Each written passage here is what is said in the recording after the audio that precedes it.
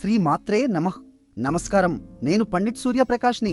ఈరోజు 21 ఏప్రిల్ 2026 మంగళవారం. మిథున రాశి వారికి ఈరోజు చాలా ప్రత్యేకం. గురుగ్రహం అంటే జ్ఞానానికి, అదృష్టానికి అధిపతి అయిన బృహస్పతి ప్రస్తుతం మీ మొదటి భావంలో, అంటే మీ వ్యక్తిత్వం మరియు ఆత్మవిశ్వాసాన్ని ప్రభావితం చేసే స్థానంలో ఉన్నాడు. ఇది చాలా అరుదైన శుభకరమైన స్థితి. మీ ఆలోచనల్లో స్పష్టత వస్తుంది, నిర్ణయాలు తీసుకునే శక్తి పెరుగుతుంది. కానీ ఒక జాగ్రత్త, ఈరోజు మృగశిర నక్షత్రం అంటే ఎప్పుడూ అన్వేషించే వెతుకుతూ ఉండే నక్షత్ర ప్రభావం ఉంది. దీని దశ అధిపతి కుజుడు అంటే అంగారక గ్రహం. మంగళవారం కూడా కుజుడి రోజే కాబట్టి ఈరోజు శక్తి ఎక్కువగా ఉంటుంది.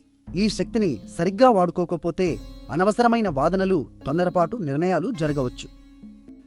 ఓపికగా ఉండండి. ఉద్యోగంలో లేదా వ్యాపారంలో కొత్త ఆలోచనలు వచ్చే అవకాశం ఉంది.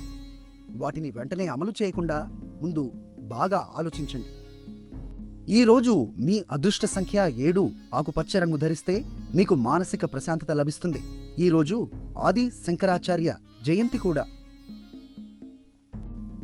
జ్ఞానం, ఆధ్యాత్మికత గురించి ఆలోచించడానికి ఇది మంచి సమయం.